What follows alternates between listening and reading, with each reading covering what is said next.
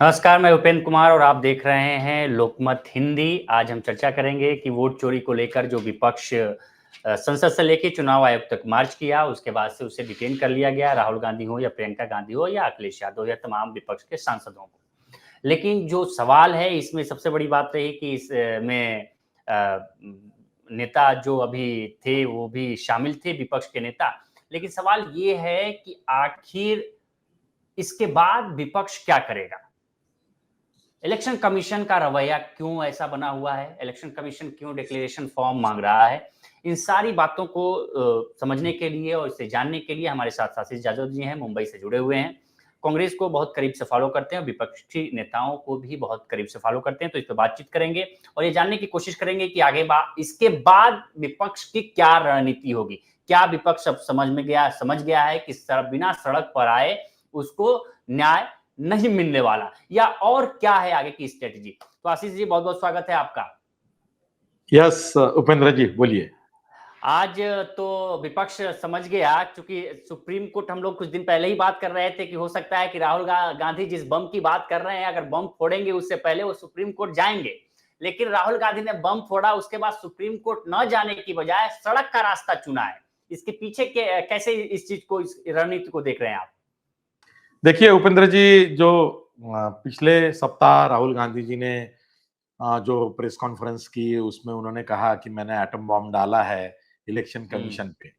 अब दिख तो वैसे ही रहा है कि इलेक्शन कमीशन का ही डेटा है जो उन्होंने पब्लिक डोमेन में लाया, उसी को उठाया और उसका एनालिसिस किया, और उसमें जो छानबीन हुई 6 महीना, तो उसमें बहुत सारे तथ्य ऐसे आगे आए जो बहुत लोगों ने फैक्ट चेक किया। बल्कि मैं आपका उपेंद्र जी तहे दिल से आपका अभिनंदन करना चाहूंगा कि आपने भी वो आदित्य श्रीवास्तव जी का जो वोटर थे, उनका 4 जगह पे नाम था, उसका फैक्ट चेक किया, और वो जो स्टोरी लोकमत के सभी प्रिंट के एडिशंस में चली, हमने भी उसमें मराठी में वीडियो बनाया है। तो देखिए, इस तरह के फैक्ट चेक भी हो रहे हैं और बातें खुलकर सामने आ रही है। ये बात तय थी, ये कही जा रही थी। जैसे कि नितिन गडकरी जी लोकसभा चुनाव में नागपुर से फर्स्ट राउंड में उनका चुनाव था, उसमें थे। उनको खुद को डर ये था कि 3.5 लाख वोटर्स जो पारंपरिक भाजपाई वोटर्स हैं, उनके नाम वोटर लिस्ट में नहीं है, और उनको कहीं ना कहीं ऐसा लग रहा था कि इसके पीछे कोई बड़ी साजिश हो सकती है। उन्होंने वो इंटरव्यू में 1-2 पत्रकारों के साथ साझा भी की वो इंफॉर्मेशन, और उसके बाद मैंने खुद ने भी एक लोकमत टाइम्स के इंटरव्यू में यह कहा था कि नितिन गडकरी जी को शायद फंसाया जा रहा है, और ये बात राहुल गांधी जी को पता चल गई, इसलिए उन्होंने नागपुर में एक भी इलेक्शन रैली नहीं की या प्रियंका गांधी जी को वो लेने नहीं दी। जबकि अंबेडकर जयंती के दिन, अंबेडकर जयंती के प्रोग्राम में मल्लिकार्जुन खैर गए, नागपुर गए, लेकिन वो इलेक्शन रैली नहीं थी। तो कहीं ना कहीं ये प्लान बी हो सकता है कांग्रेस का कि मोदी शाह हट जाए तो फिर नितिन गडकरी कमान संभाले। अगर उनके नंबर नहीं बढ़ते और गठजोड़ में उन्हें बहुत प्रयास करना पड़ रहा, तो एनडीए की जब गवर्नमेंट आएगी तो Nitin Gadkari will be the face. तो ये उनकी रणनीति थी। अभी राहुल गांधी की सोच क्या है?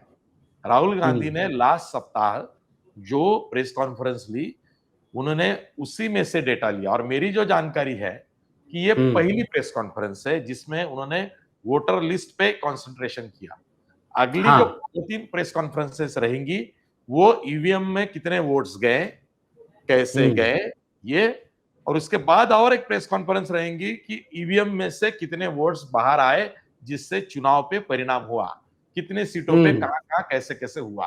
तो उन्होंने क्या किया कि पहले पूरा डेटा ये डाउनलोड कर लिया, उसका पूरा एनालिसिस किया, और बाद में फैक्ट्स के साथ, फिगर के साथ और डॉक्यूमेंट्स के साथ उन्हीं का, यानी इलेक्शन कमीशन का ही डॉक्यूमेंट लेके वो पब्लिक डोमेन में आए।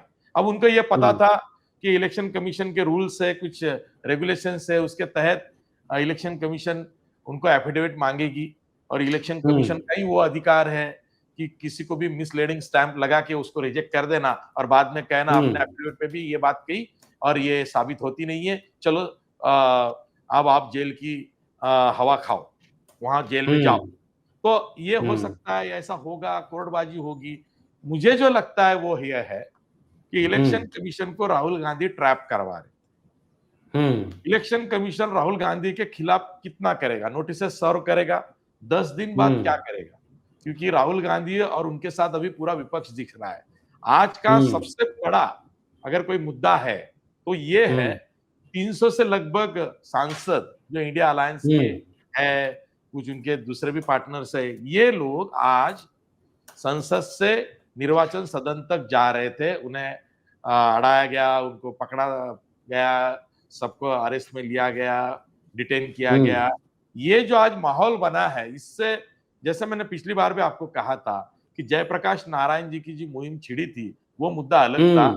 राहुल गांधी ने ऐसा मुद्दा हाथ लगाया है, वो वोटर का है। देखिए, आज कभी भी ऐसा नहीं लगा पिछले 11 सालों में कि भारत की जो आम जनता है, जो वोटर्स है, जो मतदार है, उनमें ये बात आएगी कि यार हमारे वोट का क्या हुआ, हमने अगर हमारा वोट डाला है, अगर वो वोट नहीं मिल रहा है या कहीं दूसरी तरफ गया और मुझे ये पता नहीं कि मैंने डाला हुआ वोट वो मुझे नहीं मिलेगा, तो कैसा होगा। तो वो जो बात है अभी जो आम वोटर्स है उनके दिमाग में आ गई है कि वोटर लिस्ट में कुछ गड़बड़ी है, वोटर लिस्ट में हम 4 जगह पे है, एक जगह पे हम अगर वोटिंग करते हैं तो 3 जगह पे कौन करता है भाई, ये भी बातें आ रही है सामने। तो अब इसके कारण सुप्रीम कोर्ट कौन जाएगा, सुप्रीम कोर्ट में महाराष्ट्र से एडवोकेट प्रकाश आंबेडकर जी गए हैं। ये हफ्ते में या अगले हफ्ते में जो मुंबई हाईकोर्ट ने उनकी पिटीशन खारिज की थी, उसके अगेंस्ट वो सुप्रीम कोर्ट गए हैं। उनका ये कहना है कि उसी में रिट पिटीशन डाल के राहुल गांधी या कांग्रेस या कोई अन्य विपक्ष पक्ष उसमें आ जाए तो ये पूरी बात सुप्रीम कोर्ट के सामने हम रखेंगे। लेकिन राहुल गांधी और कांग्रेस को ऐसा लगता है कि ऐसा नहीं होगा, सुप्रीम कोर्ट ऐसे एंटरटेन नहीं करेगा। सुप्रीम कोर्ट में जो बिहार की एसआईआर की जो केस है, जिसमें कल जो कहा है इलेक्शन कमीशन ने कि 65 लाख वोट जो है हमने डिलीट कर दिए, और डिलीट इसलिए किए कि वो बोगस थे तो हमने उसको डिलीट कर दिए, वो एलिजिबल नहीं थे। लेकिन कौन थे, कितने थे, कहां से कितने थे, इसकी कोई जानकारी हम पब्लिक डोमेन में नहीं डालेंगे, बल्कि जो वोटर लिस्ट है उनकी जो समरी लिस्ट है। और इसके लिए हम सबसे बड़ी बात है कि इसके लिए चुनाव आयोग ने कहा कि हम इसके लिए बाध्य भी नहीं है।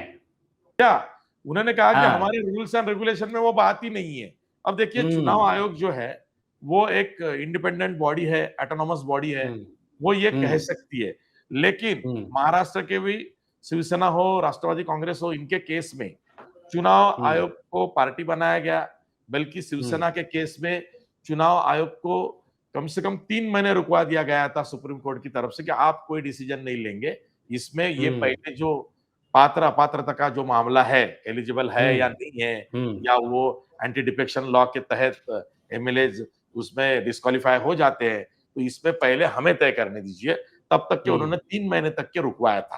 तो ये ऐसा नहीं है कि ऑटोनोमस बॉडी है इसलिए सुप्रीम कोर्ट को भी हम पूछेंगे नहीं, हम सुप्रीम कोर्ट को ये बताएंगे कि कोई जरूरत नहीं, ऐसा नहीं है। अब सुप्रीम कोर्ट इसके ऊपर क्या करता है, सुप्रीम कोर्ट के ऊपर एक जिसे बोलते हैं ना कि नैतिकता का दबाव बढ़ाने के लिए भी आज विपक्ष ने यह हंगामा किया है कि देखिए, ये आम मतदार जो है, आम वोटर जो है, अगर उसको वोटिंग राइट्स नहीं मिले तो वो इंडियन सिटीजन है, वो भारतीय है, और तो उसका राइट्स कैसे हो सकता है। अगर आप कोई सिटीजन को या कोई नागरिक को उसका मतदान का या उसका वोटिंग राइट्स नहीं देते हो, तो इसका मतलब वो नागरिक नहीं है, he is no more a citizen of India, ऐसे तो नहीं हो सकता है। तो अभी सुप्रीम कोर्ट के सामने बहुत बड़ी चुनौती है कि चुनाव आयोग जो कह रहा है कि ये जो 65 लाख वोटर है जिनको हमने डिलीट किया है, ये कोई मायने नहीं रखते, और हमने ये बताना भी नहीं चाहिए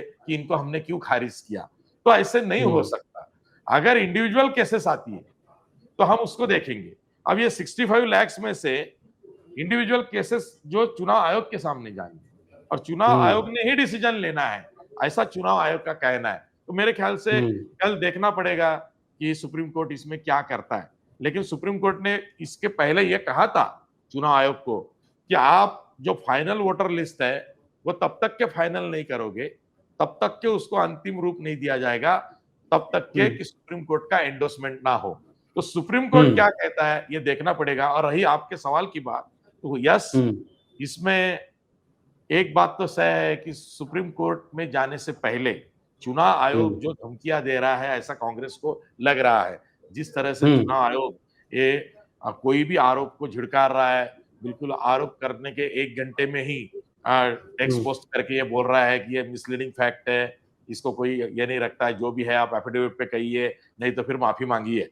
तो ये वाली जो बात चुनाव आयोग कर रहा है, ये अब विपक्ष के साथ साथ आम लोग जो है इनको भी ये बात रास नहीं आ रही है कि ये कौन सी बात हुई कि हमने अगर आपको कहा या कुछ गड़बड़ी है या आप ही के डेटा में से गड़बड़ी सामने आई है, आप उसको विद इन अ मिनट खारिज करते हो और वापस बोलते हो कि आप एफिडेविट पे दो, अगर ये गलत साबित हुई तो आपको जेल जाना पड़ेगा। ये कौन सी बात हुई? आप तो सुप्रीम कोर्ट से भी ऊपर अपने आप को समझने लगे। तो ये बात अब सुप्रीम कोर्ट में जब जाएगी तो सुप्रीम कोर्ट को भी ये तय करना है कि ऑटोनोमस बॉडी है तो है, लेकिन आम आदमी के साथ जहां पे राइट टू इंफॉर्मेशन का भी हक हर एक को है, जहां पे राइट टू इंफॉर्मेशन में इंफॉर्मेशन नहीं दी जाती। मैं आपको एक मिसाल के तौर पे एक उदाहरण दूंगा। दिसंबर के महीने में Punjab and Haryana high court ने जो डायरेक्टिव्स दिए थे, निर्देश दिए थे चुनाव आयोग को कि आप वकील महमूद प्राचा जी को आप इंफॉर्मेशन दीजिए, सीसीटीवी फुटेज दीजिए, उनको वो मशीन रीडेबल डेटा दीजिए। उसके बाद में तुरंत चुनाव आयोग ने कानून मंत्रालय से संपर्क साधा और अपने ही उपविधियों में जो अपना कायदा है उसमें चेंजेस 48 घंटे के अंदर, हाँ यस 22 घंटे के अंदर कि हम ऐसा कुछ चीज दे नहीं सकेंगे, हमें देना नहीं है।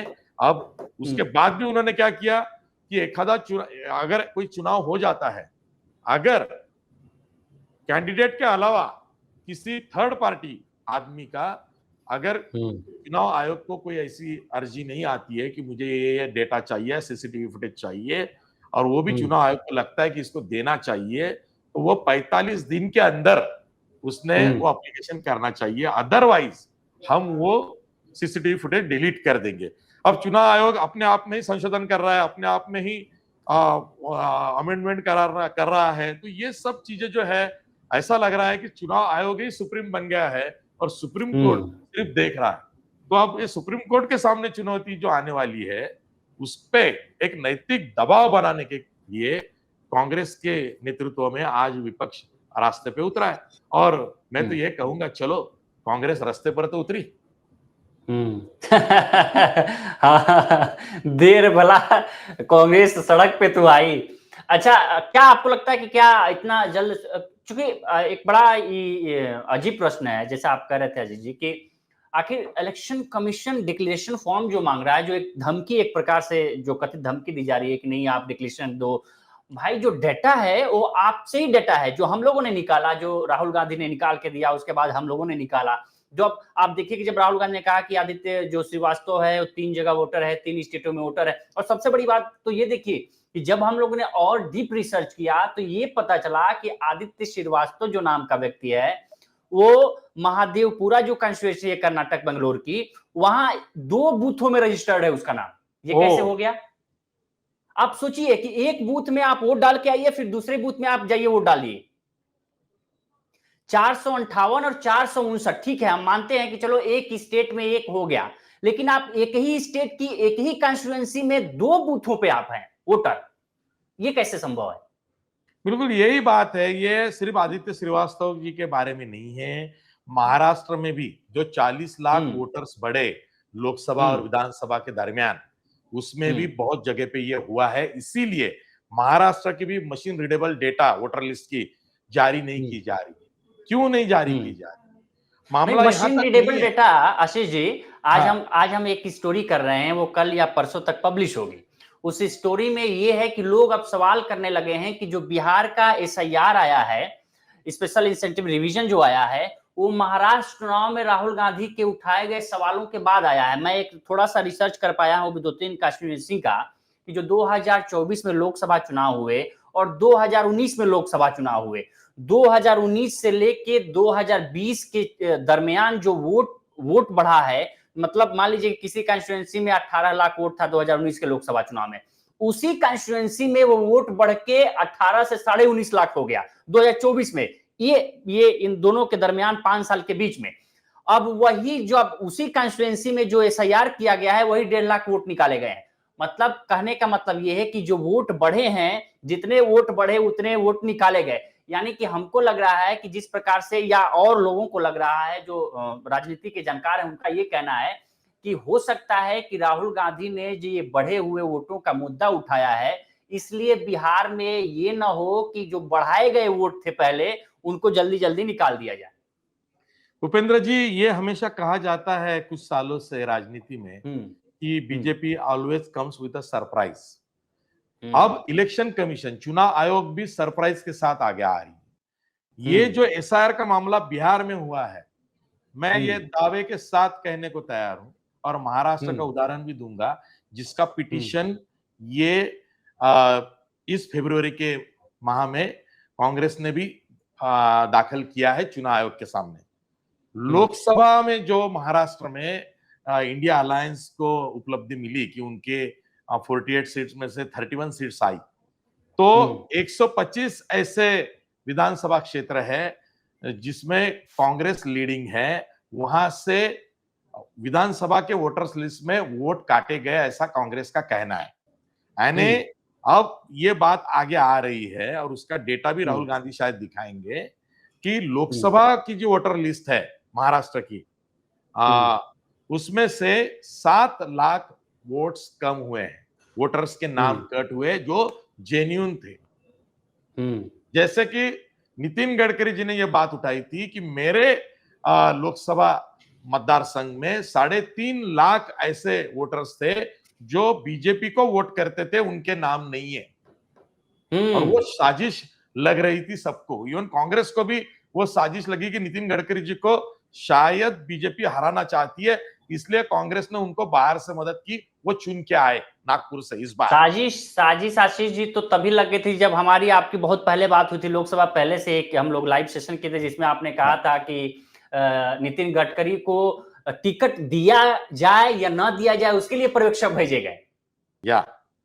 आप सोचिए इतने बड़े लीडर को, ये नौबत आ गई थी। अब बोलिए, और मैं आपको नितिन गडकरी जी का जितना भी राजनीति उनकी है, या वो मिनिस्टर थे महाराष्ट्र में, विधान परिषद के वो विपक्ष के नेता थे, और उनसे काम करते समय उनके साथ कोई भी अपोजिशन का हो या साथ का हो, उनके बारे में एक बात वो हमेशा कहेंगे कि यार ये नेता एक शरद पवार काइंड ऑफ नेता है कि जो सब की राय लेके खुद का कुछ करते हैं। नितिन गडकरी जी का एक मकाम बीजेपी में महाराष्ट्र में रहा है, इसलिए उनके बारे में बहुत निगेटिव बातें आती नहीं जनरली, और वो भी खुल के बोलते हैं। आप तो देख ही रहे हैं, यहां से जब वो दिल्ली गए तभी भी खुल के बोलते हैं, लेकिन वो एडजस्ट हो गए बीजेपी में, और मोदी शाह के साथ भी एडजस्ट हो गए।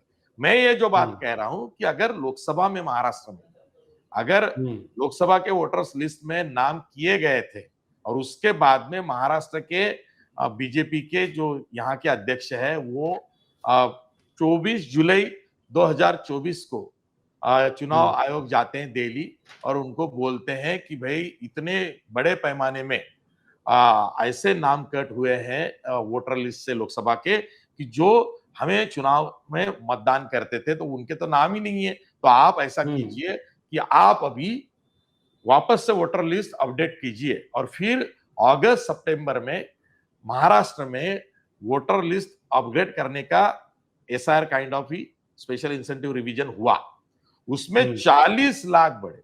अब जिस दिन वोटर लिस्ट तय हुई कि बस इसके आगे अभी एक नाम डिलीट नहीं होगा या कोई उसमें जोड़ा नहीं जाएगा, तब फिगर थी ऑलमोस्ट 17 लाख के आसपास। 9 दिन के अंदर जब समरी रोल आया 29 अक्टूबर 2024 को, और उसके बाद में जब रिजल्ट आया तो बोले 40 लाख बढ़ गए, तो 9 दिन के अंदर 23 लाख कहां से बताइए। अब ये जो मामला है इसका मशीन रीडेबल डेटा दिया नहीं जा रहा है। वैसे ही बिहार में क्या हो रहा है कि जहां पे अपोजिशन को लीड मिलती है या अपोजिशन का वोटर है, वहां से अगर नाम कम किए गए होंगे या डिलीट किए गए होंगे, इसलिए विपक्ष कह रहा है कि ये जो 65 लाख वोटर्स के नाम डिलीट हुए हैं तो इसमें सभी रोहिंग्या बांग्लादेशी या बाहर के तो नहीं होंगे ना, उसमें जेन्युइन लोग होंगे। एक तो आपने आधार कार्ड नहीं लिया, आपने पुराना वोटर आईडी भी नहीं किया, आपने रेशन कार्ड को भी खारिज कर दिया, और आप ऐसे ऐसे दाखले उनसे मांगे कि बहुत सारे लोगों के पास नहीं थे, जैसे कि हाँ, जो जेन्युइन आदमी है उनके पास भी नहीं है, उनके पास भी नहीं है कि फॉरेस्ट लैंड राइट का सर्टिफिकेट दीजिए, पासपोर्ट दीजिए। बिहार में पासपोर्ट कितने लोगों के पास है? लोगों के पास पासपोर्ट है, अब सब पासपोर्ट हम्म कैसे लाएंगे? या 10th का पासिंग सर्टिफिकेट लाइए। तो ऐसे चीजें जो आम रोजाना की जिंदगी में हम कैरी नहीं करते, तो हम क्या कैरी करते हैं? आधार कार्ड, पैन कार्ड, बस ये हम चीजें कैरी करते हैं। अब ये चीजें भी आप अगर उसको ध्यान में नहीं लेंगे, दूसरा रेशन कार्ड, जिनके पास पैन कार्ड नहीं है, तो अब ये चीजों को भी आप खारिज करोगे तो कैसे होगा? सरकार ने आधार कार्ड जब लेके आई मनी बिल की तरह, तो सबको लगा कि आधार कार्ड ही एक सिटीजनशिप कार्ड होगा, ऐसा लगा सबको कि आधार कार्ड हम हो गए, हमारे पास आधार कार्ड है तो हम इंडियन नागरिक हैं, सबको लगा ऐसा। लेकिन आप एक बाइक उसको डिनाई कर रहे हैं। नहीं, अब इसमें बात क्या हुई है उपेंद्र जी, देखिए, आप वोटर आईडी को आधार कार्ड से रिप्लेस कर रहे हो, ये बात हो रही है। अब सुप्रीम कोर्ट इस पे क्या राय देती है ये देखना पड़ेगा, क्योंकि ये साजिश समझ में आ रही है। अब ये समझ में ये भी आ रहा है कि देखिए, एक रूल है, अगर कोई सिटीजनशिप या सिटीजन ऑफ इंडिया है, या अगर वो भारतीय है, नागरिक है, और वो उसका हक है वोट करना, उसको वोट किया नहीं दिया गया, तो वो डेमोक्रेसी को अच्छी बात नहीं है। दूसरी, क्योंकि वो वोटिंग राइट्स उसके हमने छीन लिए हैं। ये भले कितने करते हैं वो छोड़ दो, लेकिन उसमें 10 भी लोगों को हमने उनका राइट बनते हुए भी उनको हमने वोट करने नहीं दिया, तो ये अपने आप में डेमोक्रेसी को धब्बा है। अब इसके ऊपर सुप्रीम कोर्ट क्या कहता है? विपक्ष को यह पता है कि सुप्रीम कोर्ट में शायद बेनिफिट ऑफ डाउट ये चुनाव आयोग को मिलेगा, और 65 लाख इतनी बड़ी मात्रा में वोटर से कम हो जाएंगे। तो आप सोचिए कि 65 लाख मतलब कि 30,000 नियर आउट हर कंस्टिट्यूएंसी में वोट कम हो रहे हैं। और आप एक डाटा देखेंगे कि जितने 65 लाख वोट कटे हैं, अगर लोकसभा चुनाव 2024 देखेंगे तो 24 सीटों के मार्जिन से ज्यादा वोट कटे हैं। जो 24 सीटों में हार और जीत तय हुई है, जहां बीजेपी और जेडीयू ने मिलकर चुनाव जीता है, वहां हार जीत के अंतर से ज्यादा वोट कटे हैं। आप सोचिए उपेंद्र जी, देखिए, ये जो विधानसभा की कॉन्स्टिट्यूएंसी होती है, ये साधारणतः 3 लाख वोटर्स के आसपास रहती है। अगर अप्रोक्सीमेटली 3 लाख वोटर्स में से अगर 30,000 वोट्स ऐसे कट गए, तो विनिंग मार्जिन भी 2,000, 3,000, 4,000, 5,000 भी आएगी। 500, 400, यस, ऐसे भी आएगी। और इसमें जो कटे हुए नाम है, अगर राजद से होंगे या और कोई पार्टी से होंगे अदर देन नीतीश जी की जेडीयू और बीजेपी, तो उनका तो बहुत बड़ा नुकसान है उसमें। यानी ये फेयर इलेक्शन होगा क्या? और जहां पे चुनाव आयोग free and fair election conduct करना उनकी अहम जिम्मेदारी है, उसमें का बेसिक रूल ही अगर तोड़ रही है, उसमें अगर वोटर्स जो वोटर्स है उनको नई वोटर बनना, उनको नहीं बताना, उनको वोटिंग राइट न देना, ये तो संविधान के खिलाफ है। अगर संविधान के खिलाफ जाके चुनाव आयोग कुछ करता है, फिर भी सुप्रीम कोर्ट उनको बेनिफिट ऑफ डाउट देगी, तो ये बहुत बड़ा हंगामा पूरे देश में मचने वाला है। आप सिर्फ बिहार तक मत देखिए इसको, अभी 3 दिन में जो परसेप्शन पूरी दुनिया में, भारत में, महाराष्ट्र में, बिहार में बना है, वो क्या बना है कि कुछ ना कुछ धांधली, जैसे राहुल गांधी बोल रहे हैं वैसे हो गई है। आज महाराष्ट्र में जब मैं रास्ते पे उतरता हूं, तो मुझे 4 लोग पूछते हैं कि आशीष जी, आप सही बताइए क्या हुआ है, कुछ तो हुआ है। तो मैं उनको प्रश्न पूछता हूं, क्यों राहुल गांधी को आप इतना मानने लगे? नहीं, राहुल गांधी को नहीं मान रहे हैं, उन्होंने जो प्रूफ दिए हैं, उन्होंने जो सबूत दिए हैं, वो तो इलेक्शन कमीशन के ही है, उन्होंने कहा घर से लाए हैं। तो अगर इलेक्शन कमीशन अपने ही सबूतों को खारिज कर रहा है, तो आप कर क्या रहे हो? ऐसा सवाल अगर आम पब्लिक पूछ रही है, तो इलेक्शन कमीशन के लिए ये बहुत बड़ी बात होगी। अब इससे क्या होगा, देखिए कि जो सरकार सत्ता में है महाराष्ट्र में, उनके ऊपर भी प्रश्न चिन्ह लग गया है। आप लोग खुल के बातें कर रही हैं, यानी इसमें डेमोक्रेसी जो है हमारी लोकतंत्र जो है, इसके ऊपर भी क्वेश्चन आ गया है कि अरे ऐसे कैसे डेमोक्रेसी चल रही है कि जहां पे इस चुनाव से जो सत्ता में आता है, जो सरकार चलाता है, उसके बारे में ही अभी एक डाउट पैदा हो गया है कि आप कैसे आए हो भाई, वोट चोरी करके आए हो क्या? आए हो तो कैसे आओ, आप प्रूफ दिखाओ। अब देखिए कैसी बात है कि राहुल गांधी की प्रेस कॉन्फ्रेंस में उन्होंने पूरा ठिकरा जो है वो चुनाव आयोग पे डाला और बाद में कहा कि चुनाव आयोग इन हैंड विद बीजेपी काम कर रही है। चुनाव आयोग की तरफ से सिर्फ एक एक्सप्लिट किया जाता है या नोटिस जारी की जाती है कि आप सबूत के साथ एफिडेविट दीजिए वरना फिर जेल जाइए। लेकिन बीजेपी के लोग क्या बोल रहे हैं कि हमेशा का जो कांग्रेस के साथ हो रहा है कि कांग्रेस हार रही है, हार के कारण, लगातार हार के कारण कांग्रेस फ्रस्ट्रेशन में चली गई है और अब वो डेमोक्रेसी को उखाड़ना चाहती है। अब लोग क्या बोल रहे हैं रास्ते पे, ये सुनिए, ये बहुत इंटरेस्टिंग है। मुझे आज एक 70 साल के एक वृद्ध व्यक्ति ने कहा कि आशीष जी ये लिख लीजिए, ये जो बातें 2-3 दिन से चल रही है आम लोगों में कि चुनाव आयोग ने गड़बड़ी की है या वोट चोरी हुई है, ये चीजें खारिज करने के लिए कल ऐसा ना हो कि भारत और पाकिस्तान के दरमियान वापस युद्ध छिड़ जाए या कल ऐसा ना हो कि इसको ओवरलैप करने के लिए कुछ बड़ी बात हो जाए। तो हमें तो वो डर लग रहा है कि ये मुद्दे से भड़कने के लिए या ये मुद्दे से कहीं दूसरी तरफ हमें ले जाने के लिए कुछ दूसरा हो सकता है। आशीष जी एकदम एक्चुअल आपने कहा। हमारे पास भी आज हमारे दो तीन मित्र हैं, इंजीनियर हैं, आईटीएन हैं और एक हमारे घर पे ही रहते हैं मित्र हैं। अच्छा, 2-3 लोगों का कल भी फोन आया और आज भी सुबह फोन आया। एक आदमी हैं हमारे दोस्त मित्र हैं, उनका फोन आया तो कह रहे कि सुनने में आ रहा है कि फिर से भारत और पाकिस्तान के बीच गड़बड़ कुछ चल रहा है, युद्ध होने की बात चल रही है। तो लोगों को संदेह होने लगा है कि डैमेज कंट्रोल करने के लिए, क्योंकि लोगों को लगने लगा है कि मामला एसआईआर का मुद्दा है, ये ऑपरेशन सिंदूर का मुद्दा बहुत पीछे छूट गया। आखिर बार बार सेना अध्यक्ष या सेना से जुड़े लोग आखिर बार बार इस पे पीसी क्यों कर रहे हैं? तो लोग अब समझने लगे हैं। ये तो है कि लोग समझने लगे हैं। हम चलते थोड़ा। दूसरी बात उपेंद्र जी ये भी है कि जिनके नेतृत्व में चुनाव आयोग ने लोकसभा का हो, हरियाणा का हो या महाराष्ट्र का चुनाव हो लड़ा है, वो जो राजीव कुमार है, भूतपूर्व चुनाव आयुक्त, ये कुछ नहीं कह रहे। ये जब तक के मुंह नहीं खोलेंगे तब तक के ये शुरू रहेगा। जब तक के अभी के जो चुनाव आयुक्त है, मुख्य चुनाव आयुक्त ज्ञानेश कुमार सामने आके बोलेंगे नहीं, तब तक के ये चुप नहीं होगा। क्योंकि बीजेपी का कोई नेता आके विपक्ष को अभी कटघरे में खड़ा करेगा आरोपी के, तो लोग सहन नहीं करेंगे क्योंकि सबूत के साथ सब बातें आ गई है। और देखिए 3 दिन में आप ये तो मानेंगे ना कि आज तक के गोदी मीडिया इतना चला, लेकिन अब गोदी मीडिया को भी न्यूज तो कैरी कर पड़ रही है। न्यूज वो कैरी कर रहे हैं, डिस्कशंस ले रहे हैं।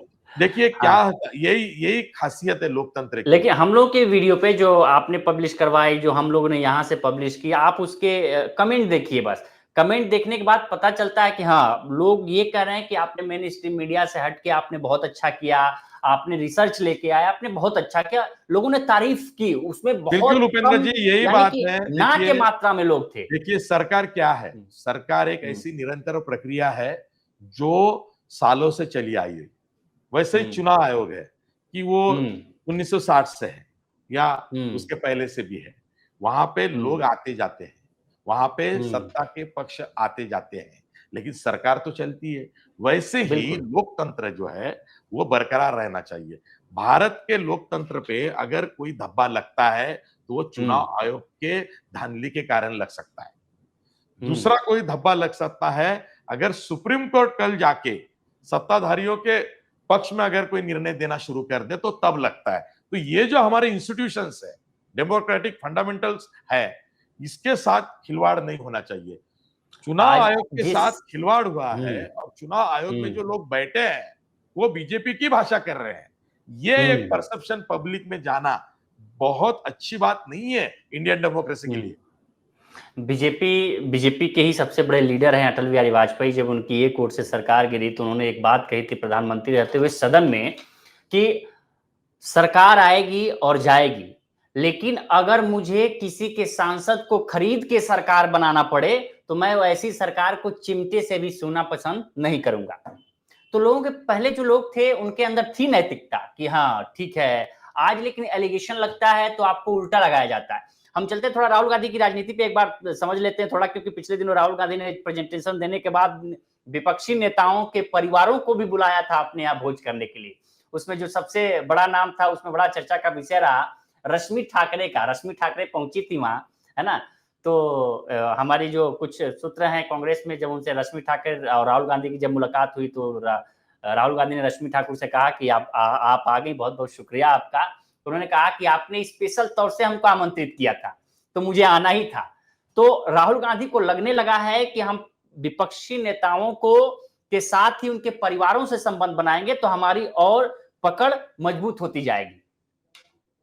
देखिए, ये बात मैंने बहुत बार कही है कि गांधी परिवार और ठाकरे परिवार एक साथ आ चुके कब। देखिए, बहुत कम बार इसके ऊपर लिखा गया है, कोई किताब में ये लिखा नहीं गया है। जब आपको पता होगा 2019 में सुबह की जो सरकार बन गई थी, अजित पवार और देवेंद्र अजित पवार फडणवीस साथ में पहुंच उन्होंने गए थे देवेंद्र फडणवीस। यस मुख्यमंत्री और उप मुख्यमंत्री पद की शपथ ली थी और बाद में वो सरकार 80 घंटे के अंदर टूट गई, गिर गई। जब पहले दिन ही रात में 10:30 बजे जब नेहरू सेंटर से अजित पवार उठ के चले गए कि भाई मल्लिकार्जुन खड़गे है, अहमद पटेल है और ये नाना पटोले जी है, इन लोगों ने शरद पवार के साथ ऐसी बातें नहीं करनी चाहिए। इतना हार्ड बार्गेनिंग कांग्रेस कैसे कर रही है कि इतने कम नंबर्स के साथ, और विधानसभा अध्यक्ष पद भी मांग रही है, 12 कैबिनेट मंत्री पद भी मांग रही है और कांग्रेस कुछ मान नहीं रही है। और अजित पवार को ऐसा लगा कि शायद गवर्नमेंट अब ये इंडिया अलायंस की, तब वो महाविकास आघाड़ी बोल रहे थे, होगी नहीं। तो वो रात में उठ के देवेंद्र फडणवीस के पास चले गए और फिर आपको ये बोलते हुए मुझे बहुत अच्छा लग रहा है कि ये जो जानकारी है बाद में पब्लिक हुई, वो कैसे। अजित पवार जब देवेंद्र फडणवीस के पास गए तो ये तय हुआ कि चलो एनसीपी और बीजेपी की सरकार बनाते हैं। तब महाराष्ट्र में राष्ट्रपति शासन था। रात के 11:30 बजे मोदी जी ने या गृह मंत्रालय ने राष्ट्रपति की तरफ कैबिनेट का डिसीजन ये भेज दिया कि आप महाराष्ट्र का राष्ट्रपति शासन उठा लीजिए, और हमने उसको रिकमेंड कर दिया है कि राष्ट्रपति शासन उठाना चाहिए। तो फिर रात के 2-2:30 बजे राष्ट्रपति शासन महाराष्ट्र का उठाने का ऑर्डर पास हुआ, जो 4:45 बजे भोर सवेरे महाराष्ट्र में उस समय राष्ट्रपति शासन उठाया गया। इन दरमियान क्या हुआ, रात के 12:30 के करीब सोनिया गांधी जी का फोन शरद पवार जी के घर पे शरद पवार जी को आता है और एक मैसेज दिया जाता है, हमें पता है कि महाराष्ट्र का राष्ट्रपति शासन उठाया गया है, हमें यह भी पता है कि आपकी पार्टी और बीजेपी सत्ता कल बना रही है। अब आगे यहां से महाराष्ट्र में एनसीपी के साथ कांग्रेस का कोई ताल्लुक नहीं रहेगा, कोई राजनीति नहीं रहेगी। हम अब शिवसेना उद्धव ठाकरे जी के साथ आगे की राजनीति करेंगे, कांग्रेस और शिवसेना।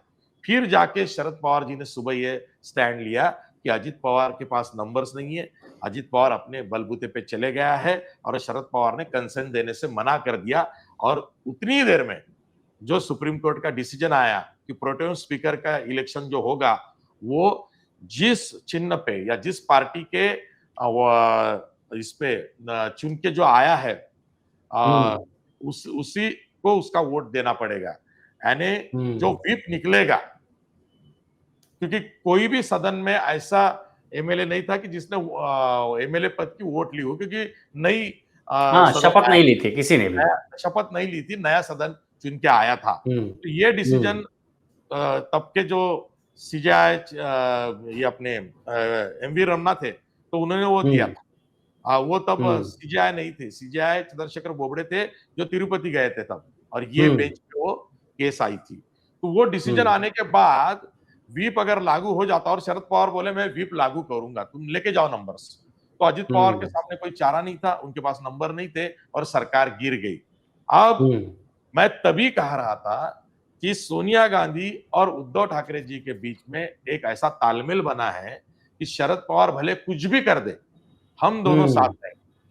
और आपको ये भी पता होगा कि जो रमेश चेन्नीताला जो महाराष्ट्र के कांग्रेस के प्रभारी है, इंचार्ज है, वो 2 बार मातोश्री पे अभी तक के गए हैं और ये दोनों बार जिस तरह से आपस में उनकी बातचीत हुई है, तो यहाँ पे उद्धव सेना जो अभी नया पक्ष है, क्योंकि ओरिजिनल शिवसेना तो एकनाथ शिंदे जी के पास है, तो अभी उद्धव सेना जो है उसका कांग्रेस के तालमेल अच्छा है। उनको पता है उनके पास 9 एमपीज हैं, सांसद है, कांग्रेस के साथ रहना है, कांग्रेस के साथ विपक्ष में रहना है, क्योंकि बीजेपी के साथ अगर वो जाते हैं तो उनको कोई फायदा नहीं। तो इसी कारण रश्मि ठाकरे जब वो रिसेप्शन पे गई, तो जिस तरह का स्वागत सोनिया गांधी, प्रियंका गांधी, राहुल गांधी जी ने किया, और आपने ये भी देखा होगा कि रश्मि ठाकरे की शख्सियत जो है वो कभी भी अपने पति के सामने कभी आती नहीं है और पीछे रह के उनका जो वुमेन्स विंग है उद्धव सेना का, उसमें वो देखती हैं क्या कम ज्यादा है, किसी को खाना देना है, यानी आओ भगत में ही, हॉस्पिटैलिटी में ही रहती है। लेकिन उनका जो पर्सोना है वो दिल्ली में पहली बार देखने को मिला है कि लेडी विद ग्रेस, एक ग्रेसफुल लेडी, और वो है, वो बात ही है।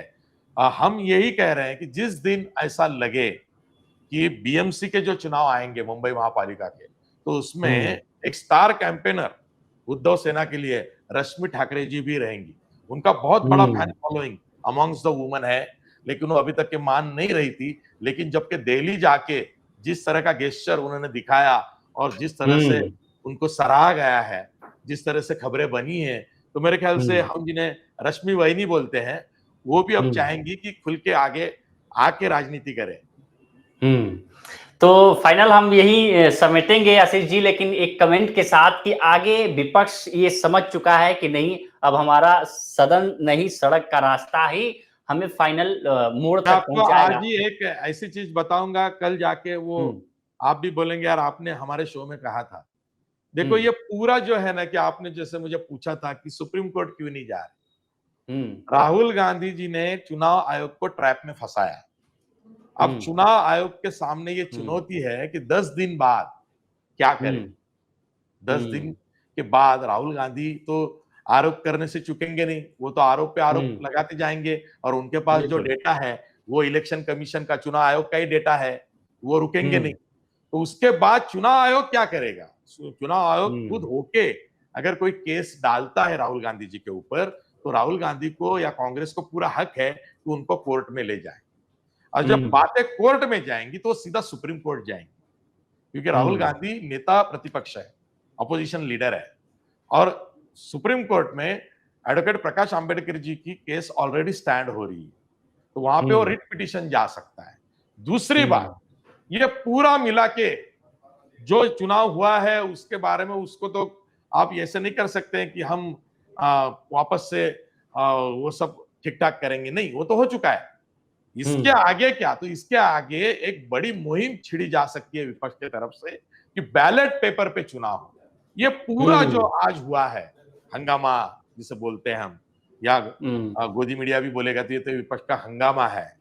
ये इसलिए हुआ है कि आम राय ये बननी चाहिए कि अब बस हुआ, अब ईवीएम नहीं, अब बैलेट पेपर पे चुनाव हो, और उसकी तैयारी का आज का पहला पड़ाव जो था, वो आज जिस तरह से प्रदर्शन हुआ है कांग्रेस या विपक्ष की तरफ से, वो सब बैलेट पे चुनाव लाओ, ये डिमांड को लेके जाएंगे। अगर ये पिटीशन बैलेट पे चुनाव लाओ, अगर ये अभी के जो सीजेआई है, chief justice of India Bhushan Gavai, इनके सामने अगर आती है, तो वो क्या डिसीजन लेंगे? आपको याद दिला दूं, जिस दिन उन्होंने शपथ ली चीफ जस्टिस ऑफ इंडिया करके, तो उनके माताजी ने कहा था कि मुझे लगता है कि चुनाव बैलेट पेपर पे आए। अब ये देखना है कि माताजी ने ऐसा क्यों कहा, सही में उनके सामने हेयरिंग आएगी और उसमें वो कोई डिसीजन लेंगे क्या, ये भी एक अलग बात है। चलिए, बहुत बहुत शुक्रिया आशीष जी हमारे साथ बातचीत करने के लिए। आपको क्या लगता है विपक्ष जो एसआईआर मुद्दे पर, जो वोट चोरी वाले मामले पे जो अपना प्रदर्शन कर रहा है, उस पे इलेक्शन कमीशन का जवाब क्या आपको लगता है कि नहीं संतुष्टपूर्ण है या नहीं? तो हमें कमेंट करके बताएं। बहुत बहुत शुक्रिया लोकमत देखने के लिए।